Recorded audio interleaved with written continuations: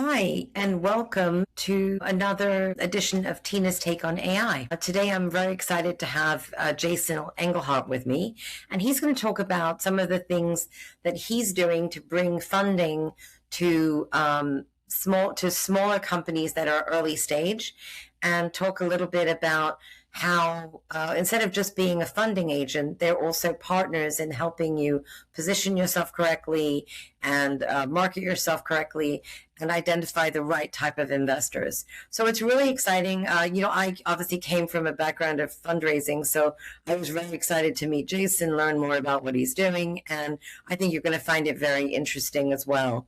And of course, this program is brought to you by the growthstack.ai. So Jason, maybe spend a couple of minutes, introduce yourself, your background, and then tell us about Silicon Beach. Sure, I appreciate it. Tina, thank you so much for inviting me.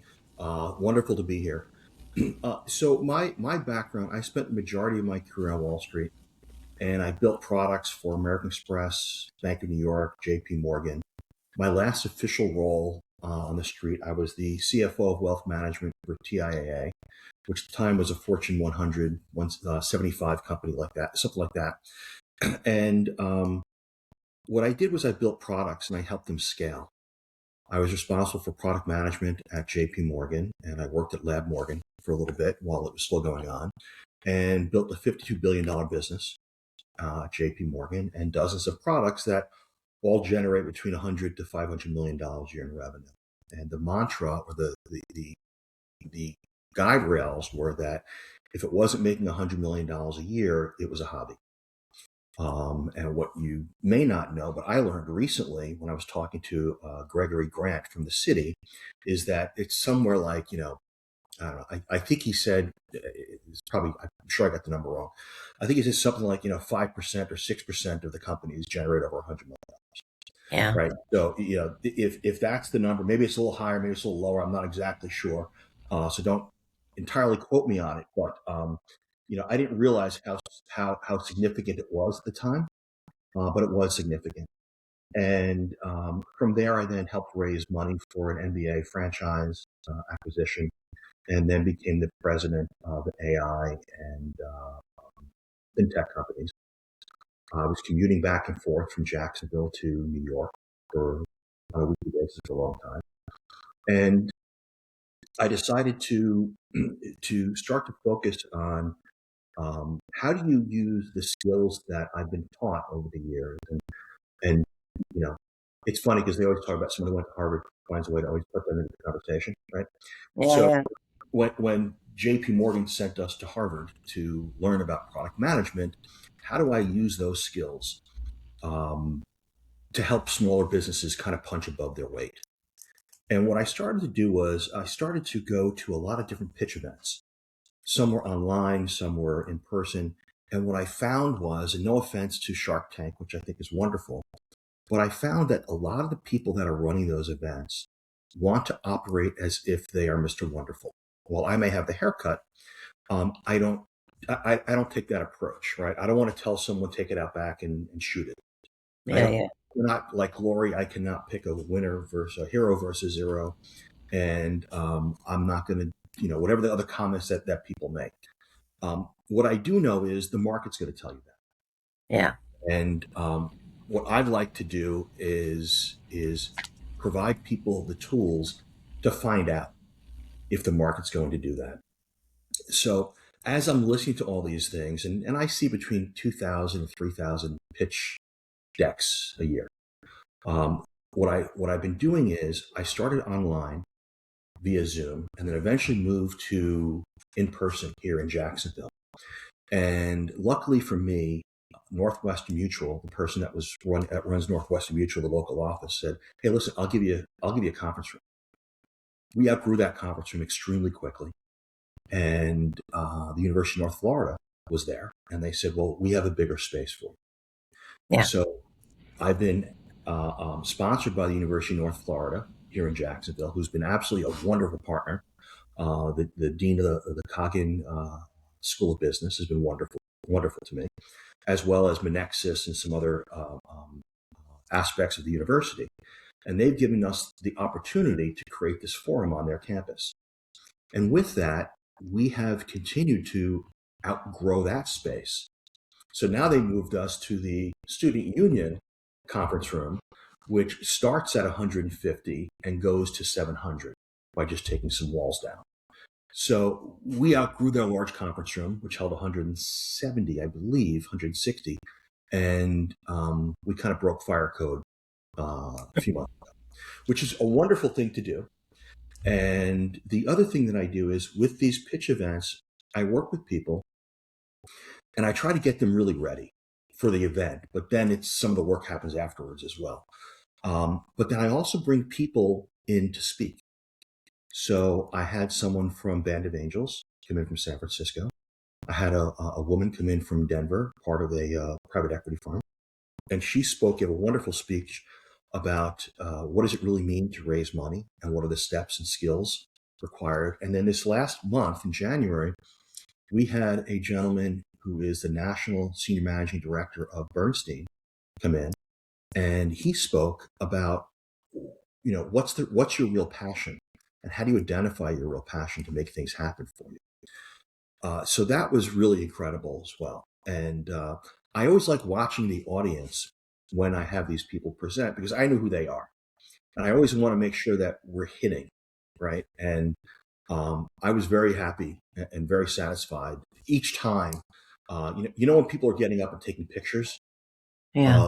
of what's on the screen, and then the speaker is mobbed afterwards, that's really a Yeah. good sign. So that's been wonderful for us. But what we do from Silicon Beach perspective is, yes, we have pitch events. Yes, we have networking events. And yes, we do what's called open office hours. And what I do for open office hours is I move around the city into small local coffee shops. This last one was a place called Biddy and Bowes. And they focus, or their goal is to help use the profits for people in Down syndrome housing. So you walk in and these people are so excited to see you and they're so excited to give you your coffee and have a great day and it's wonderful. And we brought about 30 people in to that location. And the next one is in a more difficult area of Jacksonville. And we'll bring another 25, 30 people into that location, which is called Grounds of Grace by Jacksonville University. And the idea is to, one, show all of us where these other places are, support them a little bit, and share their story. So that's one of the other things that we try to do. But what we do to make money is we work with these startups. For the most part, we help accelerate and scale them. So they have to be past the ideation stage. Yeah. And there are other people that help with ideation. And I refer a lot to different people that do ideation development with people. But what we do is we get paid a retainer and small retainer, and we get equity that is earned based on success. And we take those clients and we scale. Now, when I say scale, I truly mean scale because of my prior experience. So, right, the deals I'm talking about are 50 casinos that want 3, 4, 5-year products, right? So can you handle that? And some people can't. And they say, I'm not ready for that. That's fine, right? I had someone else, I'm ready to take you to, 5 states. And like, no, I just want to the next county. That's okay too. I'm not your guy, right? But at the same time, I have someone else that I'm talking to that, we've got a $400 million opportunity. And they're like, let's go get it. Are you primarily local? Like, are you Jacksonville only? Are you looking to expand that, or what is your? That's a great question. We're not, because we have people that pitch from Poland and England and France, Romania, and we had a group that actually flew in from London to pitch here, and I've been in conversations about moving their company to Jacksonville. My initial goal was, if I can get one client here, that's one less airplane Yeah. I got to take, right? So that's purely part of the selfishness of developing this. But I just think Jacksonville, I love it. I fell in love with Jacksonville years ago. I've been here for 10 years now. And I just think it needs a spark. Now, Yeah. Tina, I have an ego. I don't have that kind of ego, right? I'm not the spark. I'm part of a spark. And I did think, though, that to try to build an ecosystem here would be a way to try to make this happen. So I spent the last year, maybe a little longer now, trying to build this ecosystem here in Jacksonville by holding a lot of events, Yeah. by going to everything, by introducing myself to everybody. So I'm on the board of the Jacksonville Innovation Hub, which is a 33,000 square foot facility for makers. It has ironworks, it has um, ink jets and laser jets and water jets and all that stuff for people that are building something. And it's a co-working space. Yeah. So that's really cool. I'm also on the board of the Code Alliance Incubator, which is a cooperative of technologists that are building and for hire to build things, and they get paid in equity, right? So these are really smart people, MIT grads and PhDs and all that great stuff, and they're doing wonderful things. So I get involved in a lot of different things, and I help support this as much as I can. And my ultimate goal is hopefully someone's going to want to work with me, and that will come, and it's coming right now. And some won't, and that's okay. And I'll refer them to others who maybe they fit them better. And who, like, of the 170 odd people or so in the audience, like, Yep, what do they comprise of? Like, who's in the audience? great question. So I had about somewhere between 10 and 14 investment firms that were there in January. I'll probably have somewhere around the same for February. And they're there because they are what is being expressed to me is they want the pipeline to look at these deals. And that's why Bernstein was there as well, and some others. And what they're looking at is, are there new things coming out that they potentially would invest in now? Yeah. And for their Well, ultra things high are net moving worth, so fast, right? I mean, right? And for their ultra technology high is net so worth, fast. right? And for their ultra high net worth individuals, Yeah. is there something that they may have an interest in, that they wouldn't normally see? Yeah. So I'm looking to create sponsorships to bring those types of investors in and give them access to the deals that come in, as well as my commentary on it that says, this one isn't really ready yet, but this one is. And Well, that's what what, kind of investment? Sorry, I thought yeah, when you're done, like, what kind of investment size is sort of a normal or like a optimal kind of investment that you're looking to make? it really ranges Yeah. because it goes from, it depends upon where they are. I have one company that asked for 20 million, another company that asked for 30 million, and other people that asked for 200,000. Yeah. And they're all getting traction, Okay. right? The one that's asked for 30 million is a satellite company, and they have both commercial and military implications. The Yeah. one after 20 million is a pipeline company, and they have a potential $400 million deal, and they have a relationship with some really big companies. The one that asked for $200,000, this is an Uber concept using motorcycles in the Dominican Republic, right? So it really ranges the gamut, and people are interested in all of it, Yeah. right? They're like, listen, I'll take the flyer on the $100,000. I'll give you $50,000, get a few other people in the room, and maybe we sell it to Uber in 5 years, Right. Right. type of thing. Well, if you travel anywhere in the world outside of America, it's pretty standard. The motorcycle industry is so, like, Right. Well, this it's this young man had the president of the Motorcycle Taxi Association flew in from the Dominican Republic. That was pretty powerful. that's impressive. Impressive. Right. So what, any other, like, thoughts that you think? I mean, I think this is so fascinating, and it's a great platform for companies to, like, at least sound off like what they're building, and get some really live feedback from potential investors. I mean, that to me is one of the the benefits. I mean, maybe you could talk a little bit about, what other benefits outside of money do you kind of see as? Yeah, there are a few And money things. is obviously optimal. We want Yeah, money. money is optimal, but in reality, many of them aren't really ready Yeah. for money, and and that's part of the reality check that happens, right? I had a few people that come up to me after the event and say, "I want to pitch, but I'm nowhere near where those people are." Yeah. Great, go and talk to this person, get there, right? Yeah. Flush the concept out. Other people, what I found interesting is I had a young woman that pitched a hair curling product.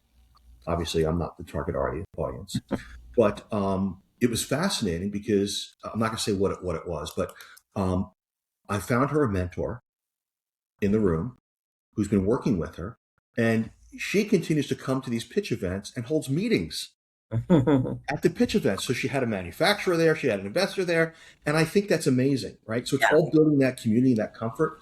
But beyond that, what we have is I have between 5 and 6 what I'm calling expert panelists that I bring in from anywhere around the country. I try to bring panelists in who can speak to the pitches that are being presented.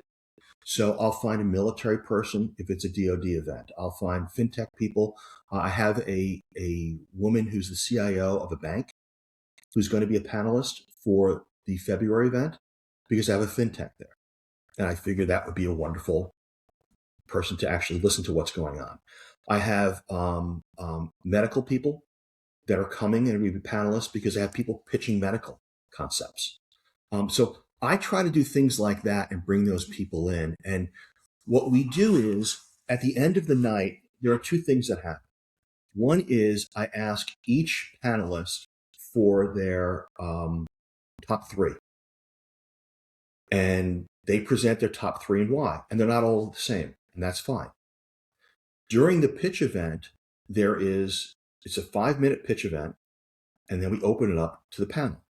They ask questions, and then we open up to the audience, and the audience asks questions. On top of that, this last time we rolled out this new technology called Pitch Vote by Unidesk, worked with them to build this. And this allows the audience to participate. So during the pitch, they can rate the presenter on 5 key concepts, right? And it's very easy, 1 star versus 5 star, but then they can provide them with direct feedback. And that direct feedback gets sent to the presenter. That's helpful. It's very helpful, and it can be brutal Yeah. as well, Yeah. right? Well, that's okay. Brutal's fine, right? As long as it's helpful. Brutal is fine, right? Exactly. So this last time we had 8 people pitch, eight founders pitch. One was a group of students from the University of Florida. I actually had a ninth get up because they just got their first paying client, and they've gone from prototype to MVP to testing, beta, and now a client. Yeah. So Yeah. they've been with us for a while, and I like to celebrate those successes. Right. So instead of 5 minutes, I gave them 3 minutes. And instead of 7 slides, I told him break it down to 3 slides, and he nailed it. And got a standing ovation, and that's part of building the community, Right. right? Outside of his wife, no one was more excited for him than the people in that room, Yeah. Yeah. Yeah. right? And that's really cool, right? He got a great boy from the entire community, and it was packed. And there were investors there who were like, I want to learn more about this, Yeah. Yeah. right? That's So really great. I've got a breakfast with him and another potential client who represents potentially 10 clients for him. And we're very excited about that for tomorrow. I mean, it just sounds so.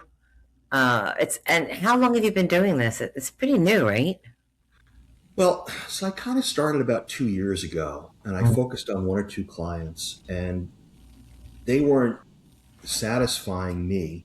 And what I mean by that is, I had really focused on them, and they weren't ready. Yeah. So then I pulled back and said, okay, how do I do this and help more people? And I found that opening it up and offering it, to as many people as possible has really started to build this community, and at least get people talking about it. So now all of a sudden there are other pitch events happening around town, and I'm like, oh, geez, right? Yeah. So that's the nice thing that is, and people take shots at you, which reminds me of the man in the arena, the speech from Teddy Roosevelt, and it's wonderful. It actually is wonderful, but people come to these networking events now and pull me aside and say, hey, listen, I need time with you. I have a gentleman that I'm speaking to after this today, and I met him at a different pitch event, and I was a judge there, and I challenged them a little bit, and he was talking about concert touring, and I said, it's very interesting. I started my career concert touring with my first tour was the Club MTV tour with Tone Loc, Paula Abdul, and Milli Vanilli. Milli Vanilli was my client. And, what he's doing is interesting, but I think his perspective is singular versus, and I've been out of the industry for a while now, but it's fascinating. So we're talking a little later, and it gets you involved in so many different types of conversations, Tina. So every hour or half hour is totally different. I could be talking to, like I said, I've got this concert touring gentleman in about an hour. And after that, I'm talking to an aerospace company. And after that, I'm talking to a healthcare company. And after that, I'm talking to a tech company. It's just, and after that, I mean, everything is a little bit different. And I love the diversity of thought and the passion that everybody has. And I like to just bring a little bit of my own to it. And let's see what we can make happen.